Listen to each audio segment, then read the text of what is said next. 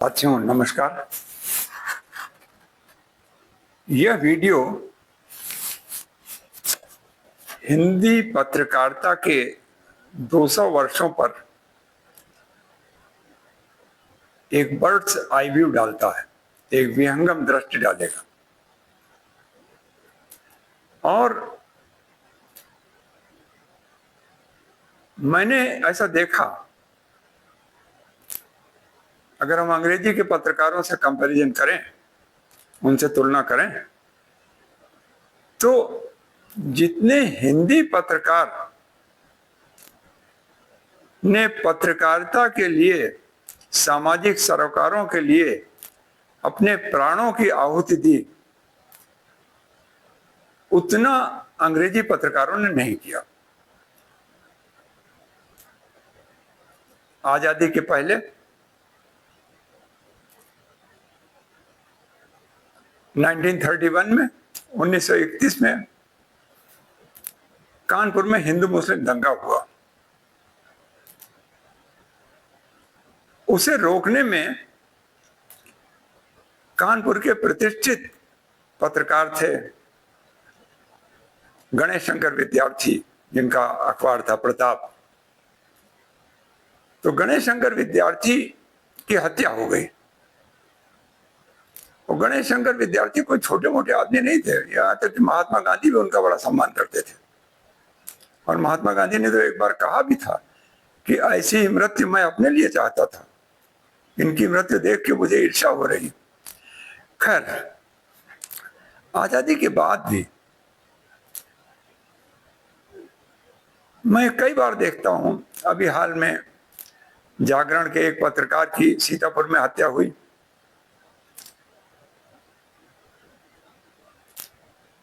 अंग्रेजी का कोई भी पत्रकार किसी कभी बाहुबली नेता से टकराया हो, ऐसा मुझे नहीं मालूम, लेकिन हिंदी के पत्रकार टकराए हैं। जैसे कि सिरसा हरियाणा में बाबा राम रहीम थे, उनके मामले में खुलासा जो है वो एक हिंदी पत्रकार ने किया था, और बाद में शायद उसकी हत्या भी हो गई थी। इसी तरह से पंजाब का एक अखबार है पंजाब केसरी। तो पंजाब केसरी के दो मालिक संपादक, जो मालिक भी थे संपादक भी थे, और वो उन दोनों की हत्या हुई।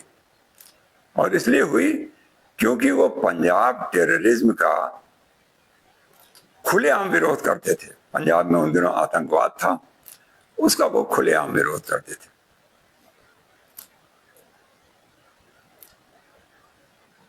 उन्नीस 1982 में 12, 13, 14 मई 1982 में राजेंद्र माथुर ने, जो कि खुद एक बड़े प्रतिष्ठित पत्रकार थे, और जब ये उन्होंने एक लेख लिखा टाइम्स ऑफ इंडिया में, वो हिंदी अंग्रेजी दोनों में सिद्धहस्त थे, उन्होंने एक लेख लिखा टाइम्स ऑफ इंडिया में छपा कि rise of Hindi daily journalism. उस लेख में उन्होंने लिखा कि किसी भी स्टेट कैपिटल में 1975 तक, यानी जब इमरजेंसी डिक्लेयर की गई, इंदिरा गांधी ने डिक्लेयर की, तो कोई भी हिंदी अखबार ऐसा नहीं था जिसका सर्कुलेशन 1 लाख हो। सबके कम ही थे। जो हिंदी के अखबारों में जो बूम आई, सर्कुलेशन में जो बूम आई, वो इमरजेंसी के बाद आई। राजेंद्र माथुर ने जब ये लेख लिखा था, तो उस जमाने में वो इंदौर का एक अखबार था नई दुनिया, उसमें काम करते थे। राहुल बारपुते उसके संपादक थे, और वो इंदौर का एक स्थानीय अखबार था, या अगर स्थानीय न कहें तो वो जो है मालवा रीजन का अखबार कहा जा सकता था, पूरे मध्य प्रदेश का भी अखबार नहीं था। खैर, वो लेख काफी पसंद किए गए। उनकी फोटो मैं यहां दे रहा हूं।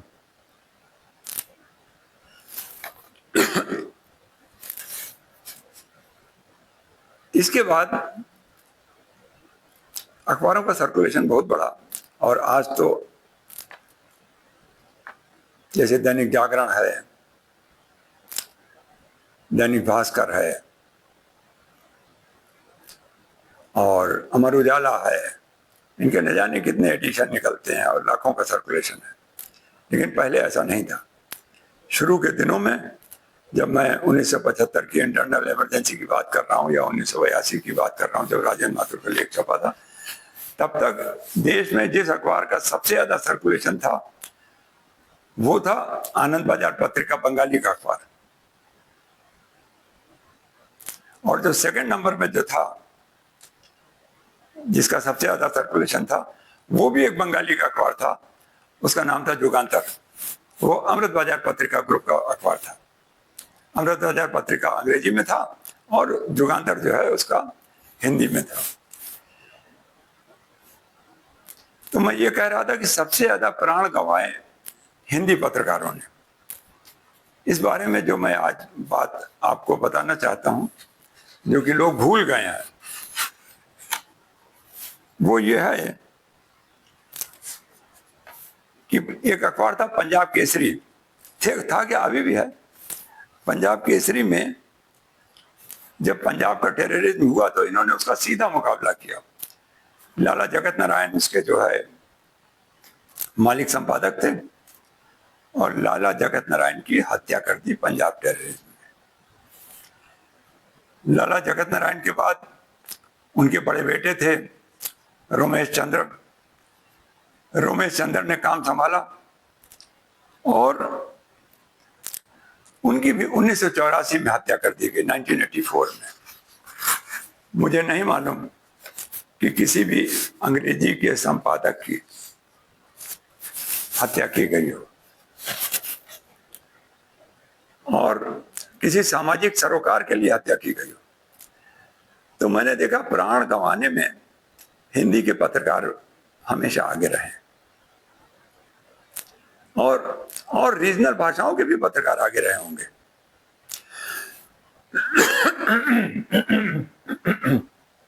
मैं ये कह रहा था कि पंजाब केसरी एक ऐसा अखबार था जिसमें उनके दो मालिक संपादकों की हत्या नहीं हुई, उनके कई हाकरों की हत्या हुई, उनके कई कर्मचारियों की हत्या हुई, उनके संपादकीय विभाग के कई लोगों की हत्या हुई। इंडिया टुडे में एक लेख छपा था एस निहाल सिंह का, और एस निहाल सिंह का जो लेख छपा था उस दौरान, उसमें उन्होंने लिखा था कि करीब 50 लोग जो है पंजाब केसरी के मारे जा चुके हैं। तो इतना शहादत भरा अखबार कोई दूसरा मुझे नजर नहीं आता। आज पंजाब केसरी उतना पॉपुलर नहीं है, लेकिन एक जमाने में वो बहुत पॉपुलर हो गया था। और पंजाब केसरी के लिए राज्यसभा में उस समय विश्व बंधु गुप्ता उसके सदस्य थे। उन्होंने भी मैटर उठाया था कि इसके इतने पत्रकार मारे जा चुके हैं और कुछ किया जाना चाहिए। तो आपको बताऊं, पंजाब केसरी ने लगातार मोर्चा लिया टेररिस्ट से, और एक अंग्रेजी के बड़े खबर खोजी पत्रकार रहे हैं, अब तो कहाँ हैं मुझे पता नहीं, उनका नाम है अरुण शौरी। तो एक बार मैं अरुण शौरी से, जब वो दिल्ली में रहते थे, अब तो शायद दिल्ली में नहीं रहते, तो मैं उनके घर पे मिला था। वेस्ट एंड में रहते थे, चाणक्यपुरी के पास। तो हमने कहा, आप इंदिरा गांधी की इतना क्रिटिसाइज करते हैं अपने अखबार में, लेकिन आपके पड़ोस में जो थाना है वहां भ्रष्टाचार है, उसके बारे में आप कभी नहीं बोलते। तो वो, अच्छा, मैं अरुण शौरी की बड़ी इज्जत करता था और आज भी करता हूं, लेकिन उनका जवाब यह था कि अगर शिकार गीदड़ का हो और शेर का हो, अगर इसमें कुछ हमें किसी एक का शिकार करना, तो मैं शेर का शिकार करना पसंद करूंगा। तो जवाब देने के लिए जवाब अच्छा था, लेकिन मैंने देखा कि ज्यादातर पत्रकार जो हैं वो अपने थाने के भ्रष्टाचार का या अपने बिल्कुल नाक के नीचे जो भ्रष्टाचार हो रहा है उसके बारे में कुछ नहीं बोल पाते। उनको ये चिंता रहती है कि नरेंद्र मोदी बड़े खराब हैं, राहुल गांधी बड़े खराब हैं, क्योंकि ये सब लोग उनसे मोर्चा लेने नहीं जा रहे, वो अब सेफ हैं। लेकिन पंजाब केसरी ने उन टेररिस्ट से मोर्चा लिया जो वहां पर सक्रिय थे, और उसमें उसके 2 संपादक और तमाम कर्मचारी मारे गए।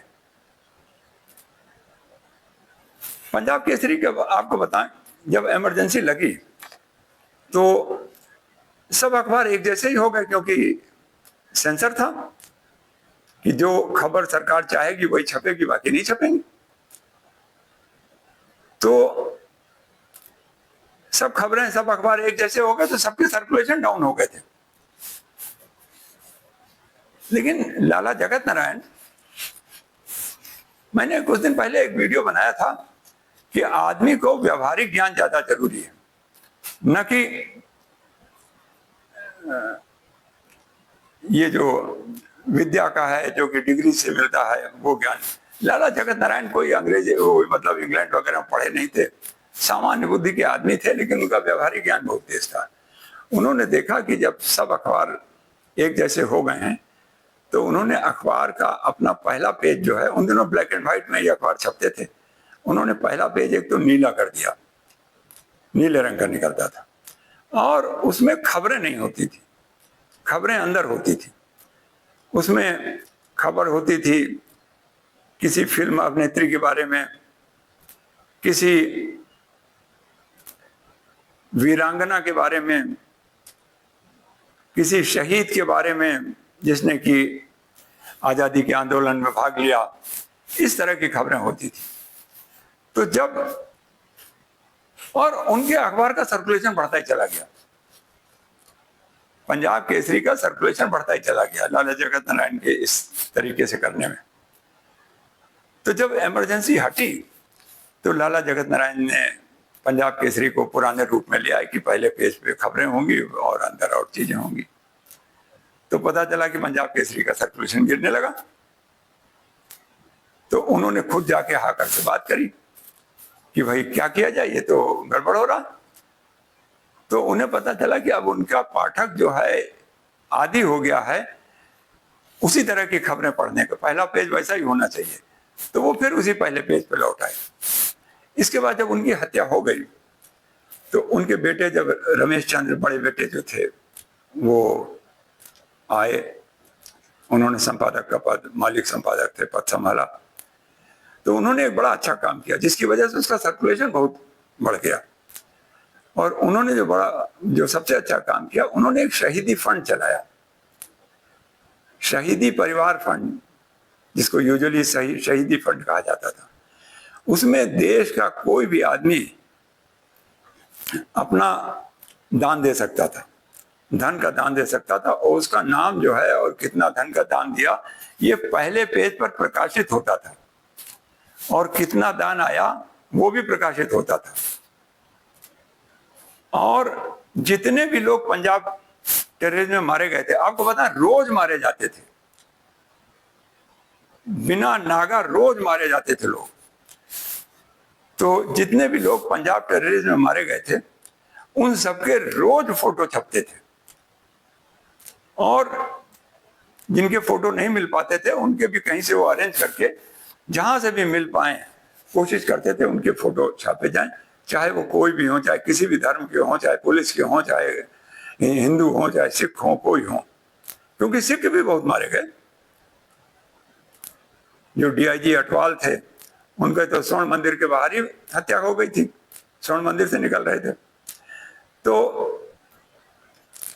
और ये जो शहीदी फंड जो होता था उन्होंने बड़ी ईमानदारी से खर्च किया, ईमानदारी से ये खर्च किया कि जिन लोगों को जो मारे जाते थे, जो लोग, उनकी विधवाओं को, उनके परिवारों को सहायता देना, उस शहीदी फंड के मार्फत होता था।